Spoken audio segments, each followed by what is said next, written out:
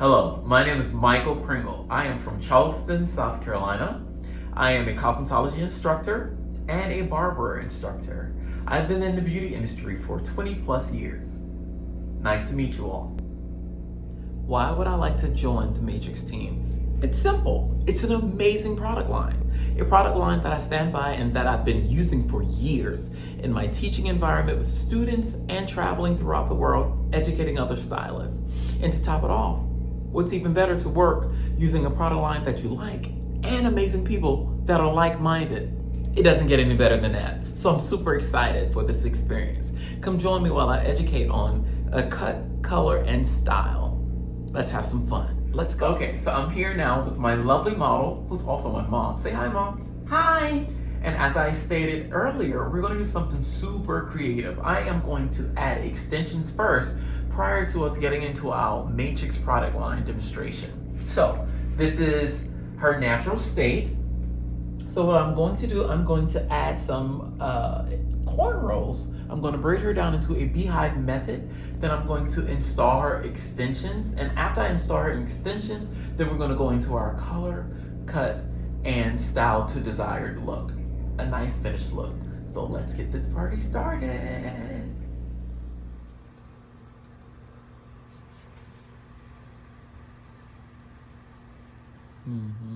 So I'm just completing our beehive braid down method, and I'm going to protect her with a stocking cap, and then I'm going to install her extensions. Thank you.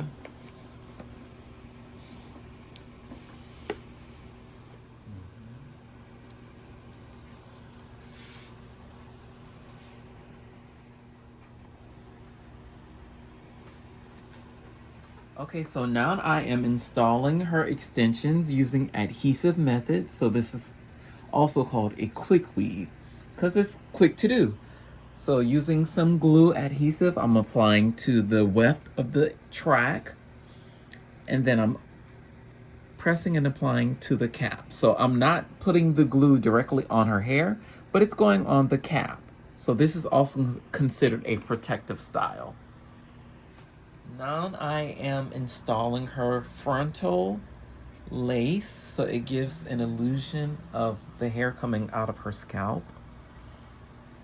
There's her adhesive, and I'm installing that to make sure it's nice and secure.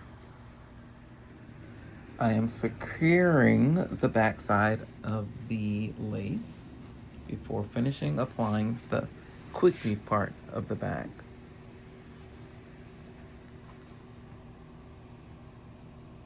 So we have our extensions installed. Now it's time to determine our color technique. So we have our color swatch book.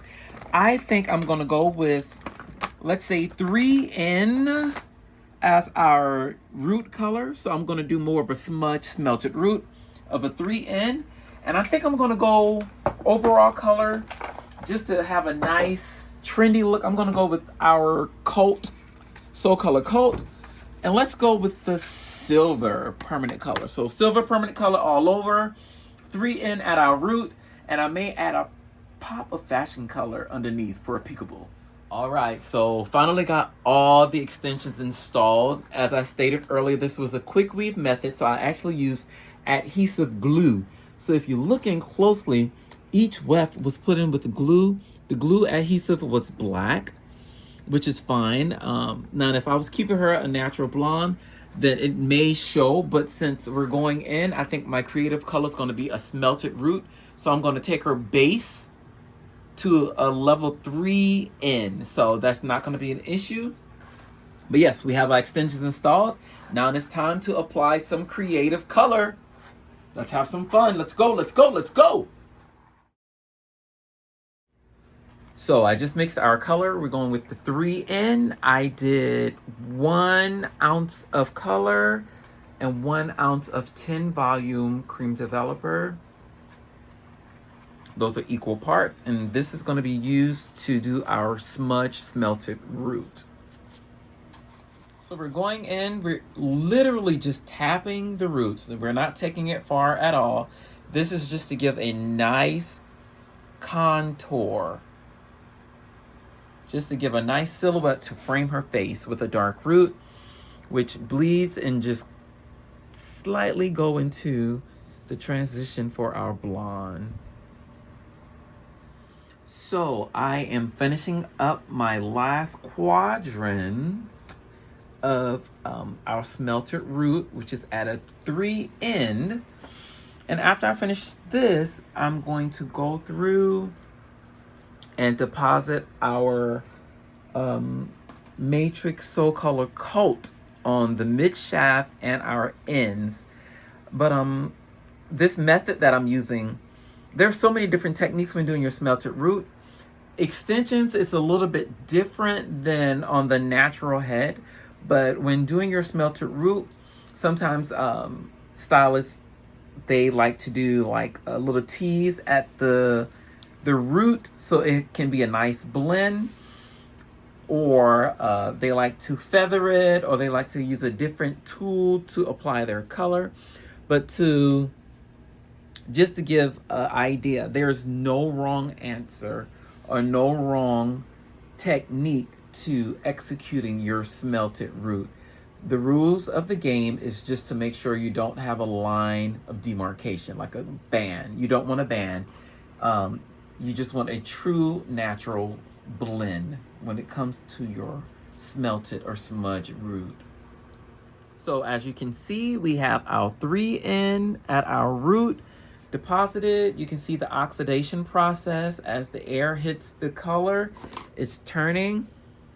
But yep, you see no straight band. It's just blended. And if you want, you can rub in with your fingers just to do a soft line, a soft blend, or you can go through with a comb. There's no wrong answer. Whatever you desire to use to get your soft blend so you won't have a line of demarcation. So we have our color throughout. And now I'm about to mix our silver fashion color by Cult Soul Color Matrix, and then we're going to do our mid shaft and pull through. So as stated earlier, we just finished depositing our 3 end at our roots for the smelted root, and now I just mixed up our fashion Soul Color Cult Silver, and for that we did equal parts. I did, since we have a lot of hair that we're dealing with and it's extensions, I just did a little bit extra just to play it safe. So I did 2 ounces of the color and 2 ounces of the cream developer. And now I'm going to deposit it on the hair shaft. But what I'm also going to do is smudge and melt it in between with the 3 end as well. So there won't be a band. So it'll be a nice blend transition from the 3 end into the Cult Silver. So we smelted her root, and then we just deposited the Soul Color Cult Silver to her mid shaft and her ends. And now we're going to allow that to process. Manufacturer's instructions, we're going to let that process for about 30 minutes. And I also left out a piece in her back. I think we're going to be creative and funky, and we're going to add a pop splash peekaboo underneath here. So let's go to our color dispensary and find some nice colors to deposit on our piece in the back for the peekaboo. So to finish up our canvas, we're going to do a peekaboo, and I decided to go with 5R, and we're going to use our blue additive as our second color. And I'm just going to go through and do several foil layers underneath of our red and our blue as our contrasting colors for our color block.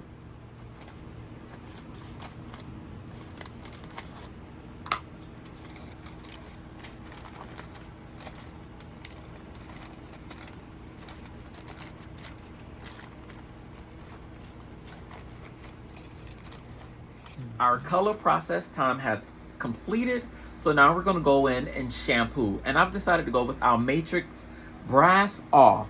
You may ask, why Brass Off? So if there's any warm tones that was left when the color was processing, this will finish toning it out, and it will give us a nice cool tone. So let's get started with our Matrix Brass Off shampoo and conditioner.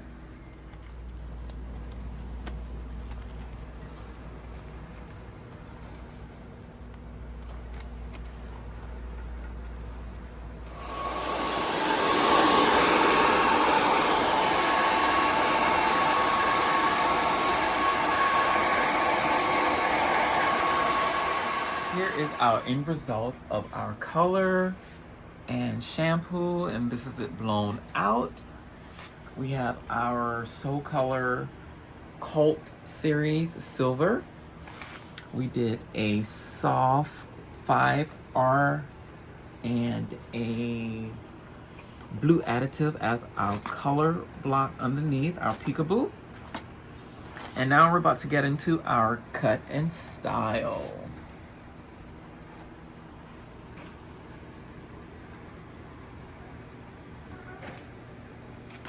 So we're now going into our cut. I asked our model where her natural fall is. This is where she usually always wear her hair. So most commonly when doing your cut, you want to go with a center look. But since she says, Michael, I always wear my part right here. So I'm actually going to give her a cut in that style, in this natural fall for her. So we decided to go with a asymmetrical bob. So I'm going to leave the front a little bit longer, and we're going to go up a little bit when it comes to our back. So we combed her out. And for her front, the longest piece, we're going to drop it maybe a couple inches below her jawline. That's going to be her longest piece, and we're going to graduate, and we're going to go elevate all the way up above her jawline and right above her, the collar of her shirt most commonly, and give her a nice little shell. I think we may add a sweet bang too, just to frame her face. But let's start with our initial cut, a couple inches below the jawline. Always remember, you don't cut past the second knuckle. And one may ask, why don't you cut past the second knuckle? Because anything past the second knuckle, you do not have full strength of your cut.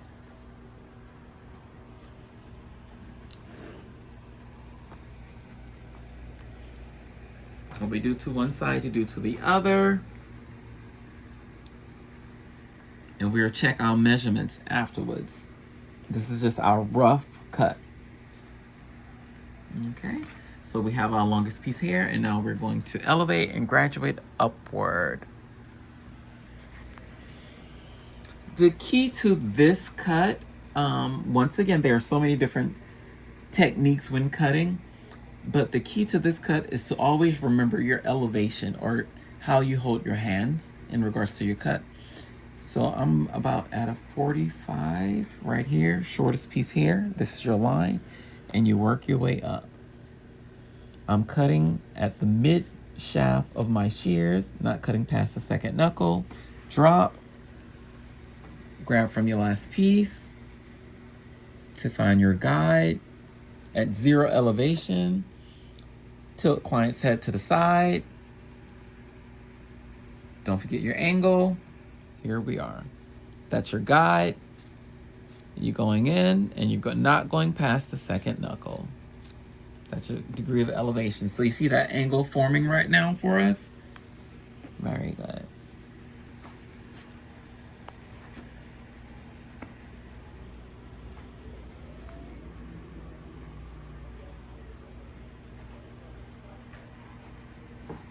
Find your section.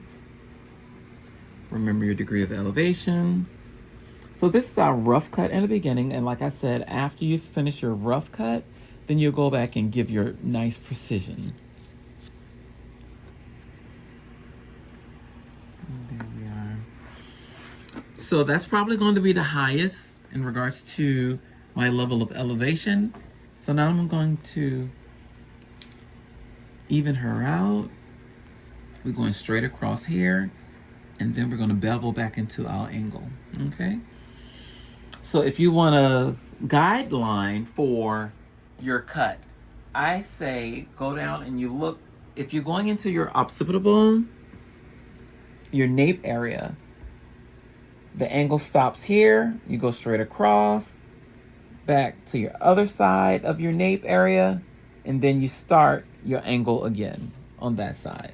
So this is your play area for straight across, 0 elevation, okay? And sometimes It's according to the stylist and your hands. I have large hands, so it's easier for me to grasp large sections at 0 elevation. And I also have long shears. These shears run, I believe it's a 6.5. So long shears. So it's easier for me to grasp and cut, not passing the second knuckle. But some people, you may have to go with smaller sections, which is absolutely fine. Always do what's best for you and comfortable for you. It's my job to educate you on techniques and methods, but it's your job to create it and make it your own. So this is not the Mikey's cut. This will be your cut. So find what method works best for you and go from there. And always remember to follow your guide, walk your guide. So I'm not going to sit here and work all the way over here, because when you do that, you lose your placement and your hair grows, and then your cut will not be proper. 0 elevation, straight across.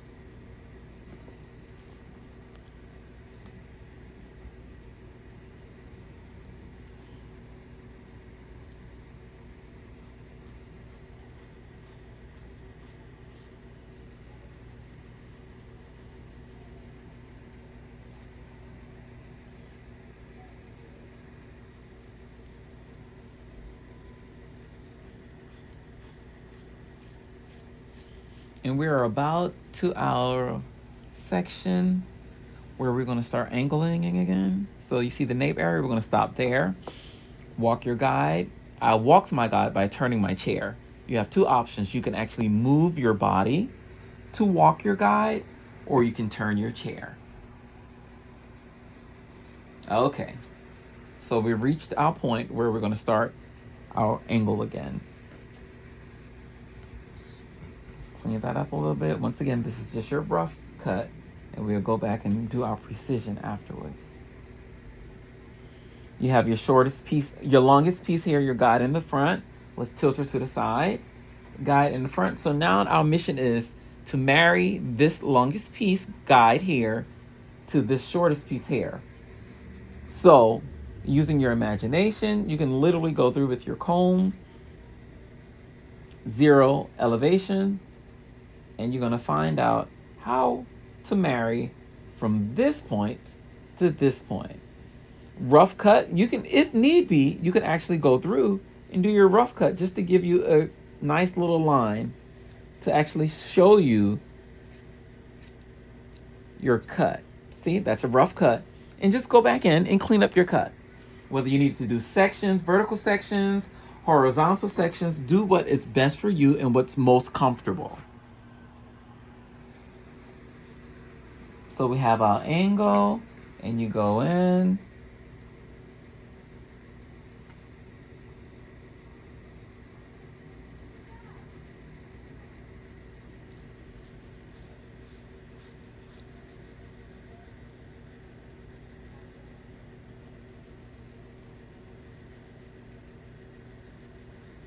Clean it up a little bit, just to give you an idea of your look.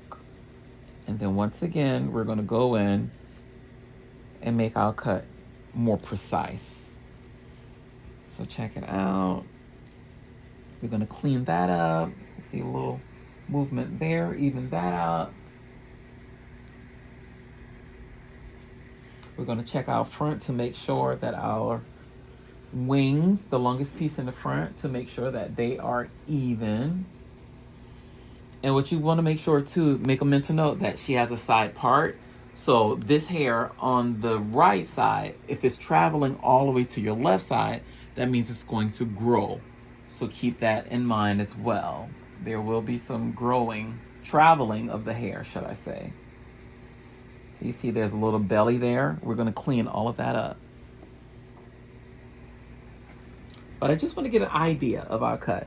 I left a little length here, a slightly longer on this side. I think I'm going to frame her face a little bit. So her bang area, I'm going to give her a slight little sweet bang right here, just to give her some contouring for the jawline to give her a nice silhouette. All right, so stay tuned. I'm gonna clean her up and I'll get back with you for styling. So we just finished up our cut, the even lines. Now what I'm gonna do is go through. You can see there's little, I like my hair to dance. So you can see there's little lines of demarcation, which is noticeable. So what I like to do, this is an angled bob. So when you're doing your cut, you should do your cut at an angle. But I'm going to finish my cut by softening the ends with my texturizing shears. So I'm gonna go in at the angle of the cut. You see those lines? I'm just gonna soften those lines up with my texturizing shears. A couple notches just to soften that line. So there won't be any lines of demarcation.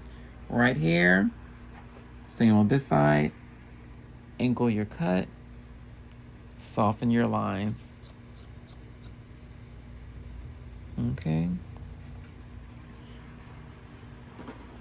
You see your hair grew a little bit near the bottom where you want that stack, but you see there was a little point right there.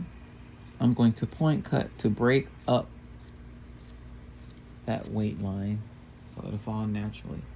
But I'm just gonna go through with my texturizing shears and soften out all of this, and then we're gonna get into our style.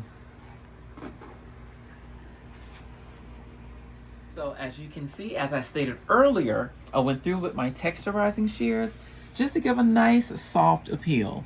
So when you do style the hair dance, you don't see any lines of demarcation, and it's a nice shelf for us.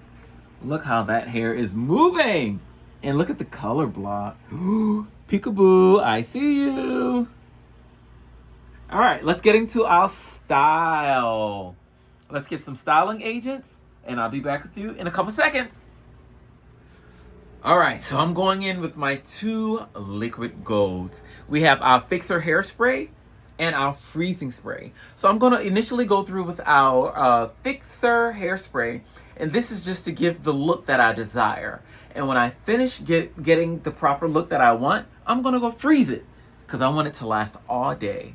The look that I'm planning to execute today is gonna be more of a beach, nice, suave, sexy beach wave look. So nothing too aggressive, no tight curls. I'm gonna go in with our flat iron at a vertical technique away from the face. Go out and do some curls throughout the entire head. Then I'm gonna actually go through with my hands and loosen the curls so it can fall into a nice beach wave. Using my fixer hairspray. And then afterwards, the style we're going with today, I would like my model to go out feeling sexy, a little suave-ish, if that's a word. So with that being said, I'm gonna go through with my flat iron. I'm gonna use my flat iron as a curling mechanism, holding it vertically, and I'm gonna do some vertical curls away from her face on both sides. And then using the fixer spray, that's gonna be my styling agent. I'm gonna run my fingers through afterwards. And after I get the curls where I want them or where I desire them to be, I'm gonna go with my liquid gold freezing spray to set it. Let's get to curling.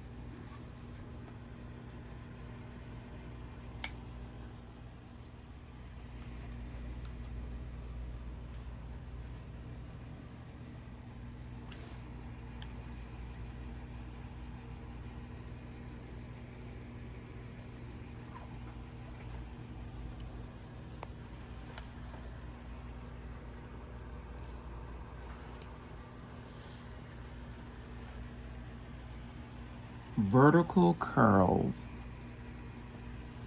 that we're going to separate afterwards to give a beach curl or beach wave effect.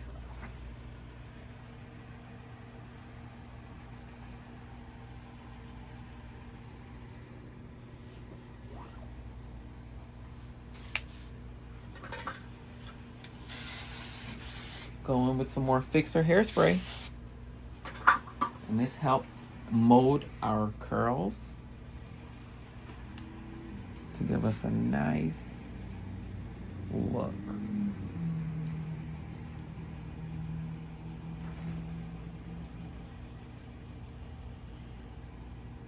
Vertical curls, drag your iron going downward. Let your curls cool. Don't pull your curls out yet. You want them to cool and set.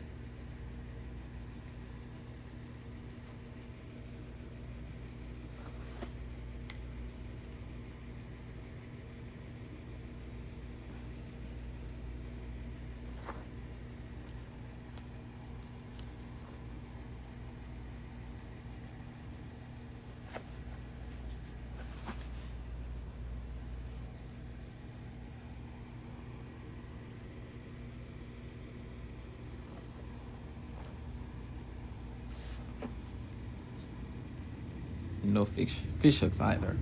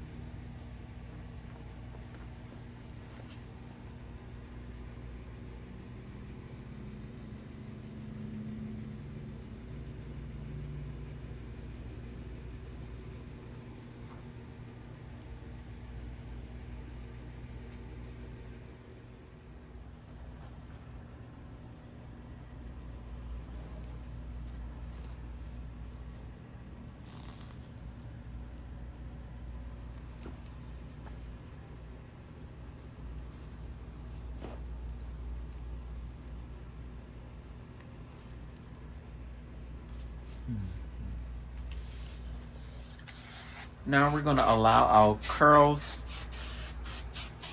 to cool and set. I just finished up with some more Fixer hairspray.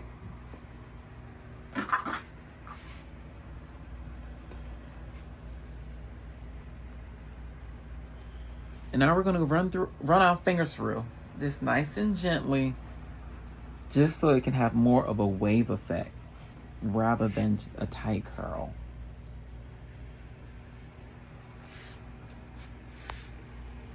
Now this is the time you style it to frame your client's face. So, we grew in the front, so you want the elongation in the front. Nothing too tight.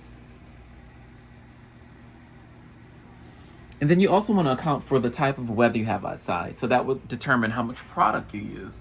I told you I used the Fixer, and I'm going to go and finish up with the freezing spray. Now, I am in South Carolina, Charleston, South Carolina, so we have a lot of humidity.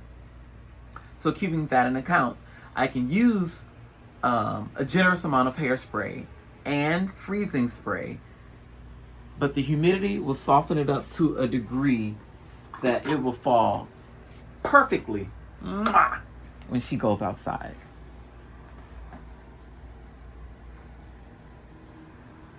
Run your fingers through gently. Style, style, style. We had added layers in the back, so that would add that nice little shelf. Hey, you guys, come in. This is the finale. This is our final results. Now, I went through, I haven't used my freezing spray yet, but look at this luscious color, luscious curls. So, we're pulling it out, styling her up. So I'm gonna go through with our liquid gold. Now this will settle all of our flyaways, our frizz, and it's gonna set us to where we desire.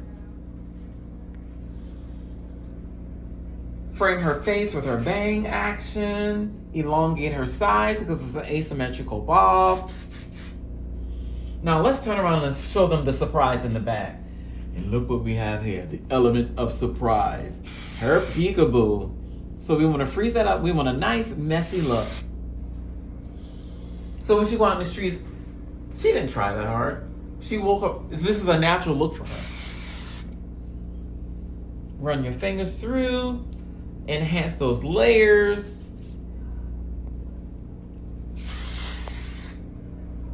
And as I said, we're in South Carolina, where the humidity is strong, so you can use this product here generously.